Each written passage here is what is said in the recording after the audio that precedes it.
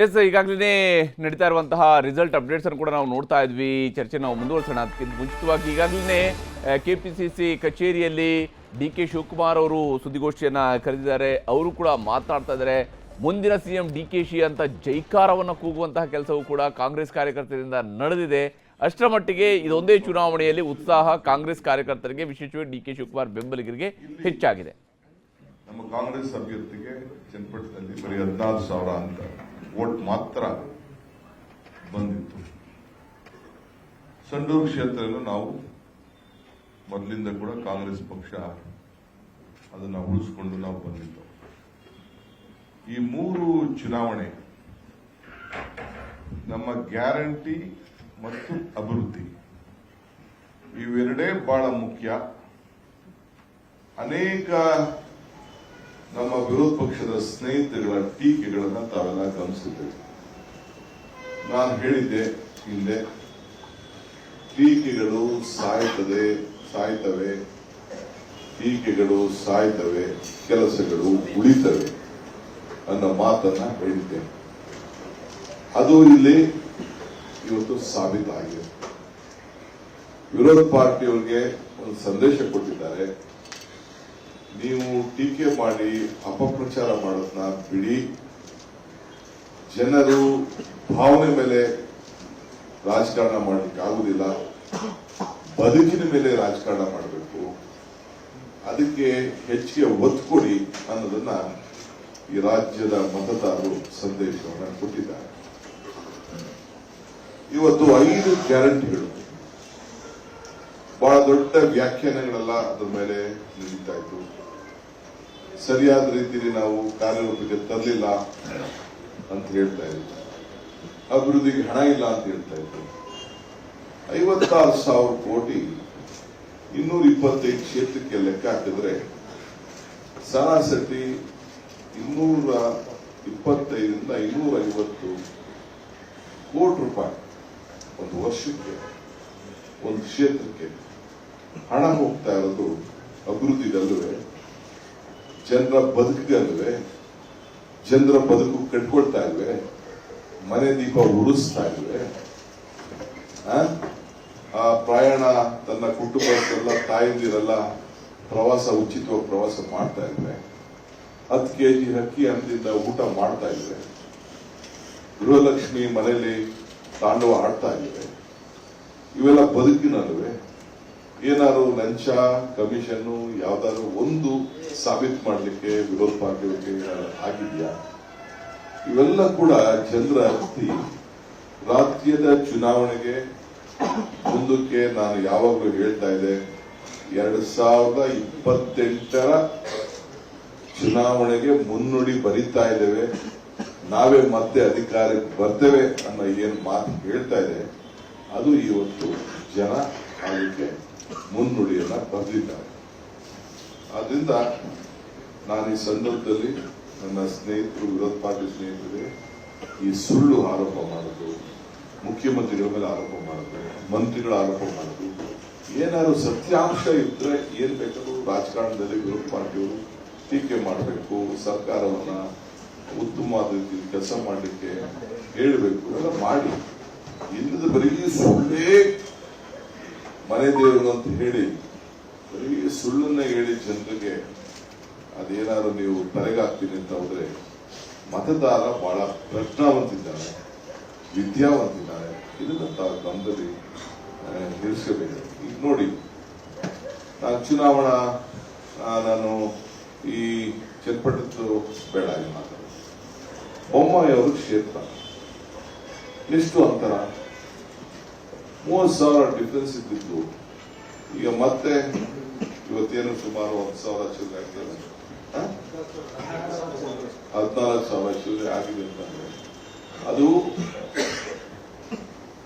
ಕಿತ್ತೂರು ಕರ್ನಾಟಕ ಒಂದು ಕ್ಷೇತ್ರ, ಇನ್ನೊಂದು ಕ್ಷೇತ್ರ ಕಲ್ಯಾಣ ಕರ್ನಾಟಕ, ಚನ್ನಪಟ್ಟಣ ನಮ್ಮ ಹಳೆ ಮೈಸೂರು. 3 ಭಾಗದಲ್ಲೂ ಉಪಚುನಾವಣೆ ಪಾರ್ಲಿಮೆಂಟ್ ಸದಸ್ಯರಾಗಿ ಹೋದಂತ ಅಗ್ರಗಣ್ಯ ನಾಯಕರುಗಳು ಇವತ್ತು ಅವರ ಮಾತು, NDA ಸರ್ಕಾರ, ಇವೆಲ್ಲ ಕೂಡ ಇದು NDA ಮೈತ್ರಿಕೂಟ, ನಾವಿಬ್ರು ಬಹಳ ಒಗ್ಗಟ್ಟಿನಿಂದ ಚುನಾವಣೆ ಮಾಡ್ತಾ ಇದ್ದೀವಿ. ನಾವು NDA ಒಮ್ಮತವಾಗಿದ್ದೀವಿ, JDS ಮತ್ತು BJP ಹೊಂದಾಣಿಕೆ ಆಗಿದೆ ಅನ್ನೋದು ಕೂಡ ಬಹಳ ಚೆನ್ನಾಗಿ ತಮ್ಮ ರಾಜಕಾರಣದಲ್ಲಿ ಅವರು NDA ಅವರು ಹೇಳ್ಕೊಂಡು ಜನರ ಮುಂದೆ ಹೊರಟು. ನಾನೊಂದು ಮಾತು ಹೇಳಿದ್ದೀನಿ ಹಿಂದೆ, ಕಮಲ ಕೆರೆಯಲ್ಲಿದ್ದರೆ ಚಂದ, ತೆನೆ ಹೊಲದಲ್ಲಿದ್ದರೆ ಚಂದ, ಈ ದಾನ ಧರ್ಮ ಮಾಡುವ ಕೈ ಅಧಿಕಾರದಲ್ಲಿದ್ದರೆ ಮಾತ್ರ ಚಂದ. ಹಂಗೆ ಈ ದಾನ ಧರ್ಮ ಮಾಡುವ ಕೈ ಅಧಿಕಾರದಲ್ಲಿ ಇದ್ದದಕ್ಕೆ ಜನರಿಗೆ ಅವರ ಬದುಕನ್ನ ಕಟ್ಕೊಳ್ಳಿಕ್ಕೆ ನಾವು ಒಂದು ಕಾರ್ಯಕ್ರಮವನ್ನು ರೂಪಿಸಿ ಇವತ್ತು ಒಂದು ಶುದ್ಧವಾದಂತಹ ಸರ್ಕಾರವನ್ನು ಕೊಡ್ತಾ ಇರೋದ್ರಿಂದ ಮಾನ್ಯ ಶ್ರೀ ಸಿದ್ದರಾಮಯ್ಯನವರ ನೇತೃತ್ವದ ಒಂದು ಆಡಳಿತ ಇದೆ. ಆ ಆಡಳಿತಕ್ಕೆ ಇವತ್ತು ಜನ ಜಯವನ್ನು ಕೊಟ್ಟಿದ್ದಾರೆ.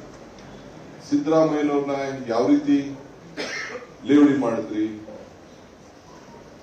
ಇದನ್ನ ನಿಮ್ಮ ಬೆನ್ನು ನೀವು ನೋಡ್ಕೋಬೇಡಿ, ನಿಮ್ಮ ಮುಖದಲ್ಲಿ ನಿಮ್ಮ ಕನ್ನಡಿಯಲ್ಲಿ ಮುಖ ನೋಡ್ಕೊಳ್ಳಿ ಸರ್. ಮತದಾರ ಏನ್ ಕೊಟ್ಟಿದ್ದಾನೆ ತೀರ್ಪು, ಯಾವ ಅಂತರ ಕೊಟ್ಟಿದ್ದಾನೆ ಅನ್ನೋದನ್ನು ಕೂಡ ತಾವು ನೋಡ್ಕೊಳ್ಬೇಕು ಅಂತ ಹೇಳಿ ನಾನು ಮನವಿಯನ್ನ ಮಾಡ್ತೇನೆ. ಏನು ಇಲ್ಲದ ಆರೋಪಗಳನ್ನ ಏನು ಬೆಟ್ಟವಾಗಿ ಮಾಡಿಕೊಂಡು ಇದನ್ನೇ ಒಂದು ದೊಡ್ಡ ಮಾಡಿಕೊಂಡು ಇವತ್ತು ಏನು ಹೊರಟದಲ್ಲ, ಇದು ರಾಜ್ಯದ ಜನತೆ ಸಹಿಸುವುದಿಲ್ಲ ಅನ್ನೋದನ್ನ ಹೇಳಲಿಕ್ಕೆ ನಾನು ಬಯಸ್ತೇನೆ. ಚನ್ನಪಟ್ಟಣದಲ್ಲಿ ಇದು ಅಪೂರ್ವ ಸಹೋದರರ ಚುನಾವಣೆ ಅಲ್ಲ, ಇದು ಅಪೂರ್ವ ಸಹೋದರರ ಚುನಾವಣೆ ಅಲ್ಲ. ಚನ್ನಪಟ್ಟಣದಲ್ಲಿ ಜನ ಪ್ರಾರಂಭದಿಂದ ನಾವು ಒಂದು ಆಡಳಿತ ಪಕ್ಷದಲ್ಲಿ ಜನರ ಬದುಕನ್ನ ಕಟ್ಕೊಳ್ಬೇಕು,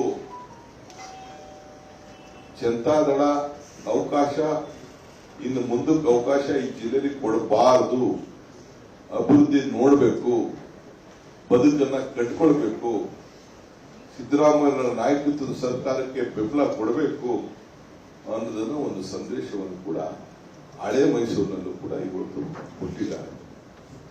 ಸಂಡೂರಿನಲ್ಲೂ ಕೂಡ ಅಲ್ಲಿ ಏನ್ ಸ್ಪೆಷಲ್ ಆಗಿ ನಾಯಕತ್ವ, ಪಾಪ ಅಲ್ಲಿ ನಾನು ಅದಕ್ಕೆ ಉತ್ತರ ಕೊಡಕ್ಕೆ ಹೋಗುದಿಲ್ಲ, ನನ್ನ ಬಾಯದೆಲ್ಲ ಹೊಸಾಗ್ತದೆ. ಸ್ಪೆಷಲ್ ಲೀಡರ್ಶಿಪ್ ಹೊಸಗೆ ಬಳ್ಳಾರಿಯಿಂದ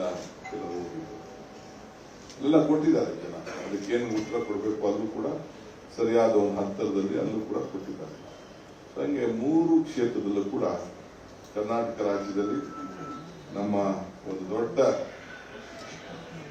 ಗೆಲುವು, ಮುಂದಕ್ಕೆ ಅಭಿವೃದ್ಧಿ ಮಾಡಿಕೊಂಡು ಹೋಗಿ ನಿಮ್ಗೇನು ನಾವು 136 ಸೀಟ್ ಕೊಟ್ಟಿದ್ದೋ ಅದೇ ನಿಟ್ಟಿನಲ್ಲಿ ನೀವು ಕೆಲಸ ಮಾಡ್ಕೊಂಡು ಹೋಗಿ. ಅದ್ರ ಜೊತೆಗೆ ಇವತ್ತು ಇನ್ನ 2 ಸೀಟ್ ಸೇರಿ 38 ಆಗಿದೆ. ಇನ್ನ ಬೇರೆ ನಂಬರ್ಗಳಿದೆ, ನಾನು ಅದನ್ನ ನನ್ನ ಬಾಯಲ್ಲಿ ಅದನ್ನ ಯಾರು ಆಂತರಿಕವಾಗಿ ನಮಗೆ ಸಹಕಾರ ಕೊಡ್ತಾ ಇದ್ದಾರೆ ಅಂತೇಳಿ ನಾನು ಅದನ್ನ ಮಾತಾಡಲಿಕ್ಕೆ ಹೋಗುದಿಲ್ಲ. ಮೊದಲು ನಾನು ಈ ಸಂದರ್ಭದಲ್ಲಿ ಈ ಚುನಾವಣೆ ಗೆಲುವಿಗೆ ಒಂದು ಗ್ಯಾರಂಟಿ ಕಾರಣ, ಸಿದ್ದರಾಮಯ್ಯನವರ ನಾಯಕತ್ವ ಕಾರಣ. 3ನೇದು ನಮ್ಮ ರಾಜ್ಯದ ಕಾರ್ಯಕರ್ತರು ಮತ್ತು ನಮ್ಮ ಶಾಸಕರು. ಅವರೇ ಇಲ್ಲಿ ಯಾರು ಮಂತ್ರಿಗಳಾಗಿರ್ಲಿಲ್ಲ, ಶಾಸಕರಾಗಿಲ್ಲ, ಕಾರ್ಯಕರ್ತಂತೆ ಅಲ್ಲೇ ಹೋಗಿ ಸ್ಥಳದಲ್ಲೇ ನಿಂತ್ಕೊಂಡು ಇವತ್ತು ಹಗಲು ರಾತ್ರಿ ದುಡಿದು ತಂದಂತ ಜಯ. ನಾವು ಸಿದ್ದರಾಮಯ್ಯನವರು ಇಲ್ಲಿ ಮುಖ್ಯ ಅಲ್ಲ, ಇಲ್ಲಿ ನಾನು ಅಧ್ಯಕ್ಷನಾಗಿರ್ಬೋದು, ಅವ್ರು ಮುಖ್ಯಮಂತ್ರಿ ಆಗಿರ್ಬೋದು, ಆದರೆ ರಾಜ್ಯಕ್ಕೆ ಒಂದು ದೊಡ್ಡ ಶಕ್ತಿಯನ್ನ ಕೊಟ್ಟಿದ್ದಾರೆ, ಆಡಳಿತಕ್ಕೆ ಒಂದು ದೊಡ್ಡ ಶಕ್ತಿಯನ್ನ ಕೊಟ್ಟಿದ್ದಾರೆ.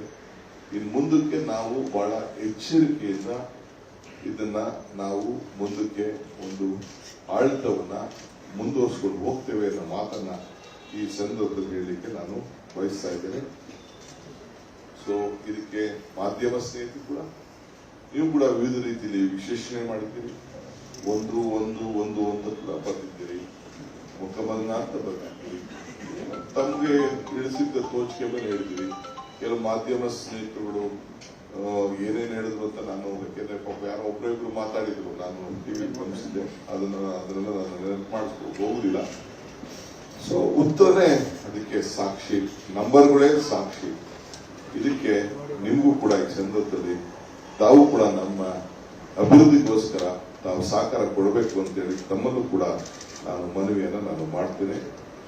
3 ಕ್ಷೇತ್ರದ ಮತದಾರರಿಗೆ ನನ್ನ ಸಾಷ್ಟಾಂಗ ನಮಸ್ಕಾರಗಳನ್ನು ಬಯಸ್ತೇನೆ. ಇದು ನೀವು ಕೊಟ್ಟಂತ ಸಾಲ, ಬಹಳ ಹೆಜ್ಜೆಯಿಂದ ನಿಮ್ಮ ಸಾಲವನ್ನು ನಾವು ತೀರಿಸಬೇಕು.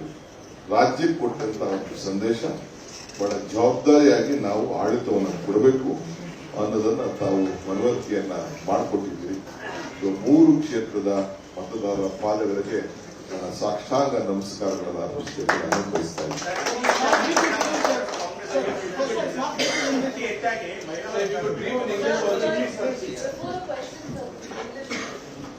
See, today I'm very happy to come before you. 3 assembly results of by-election has come. 2 former chief minister constituency. One is Mr. Kumar Swamy being a central minister. He was chief minister in his constituency. One is Mr. Basavaraj Bommai.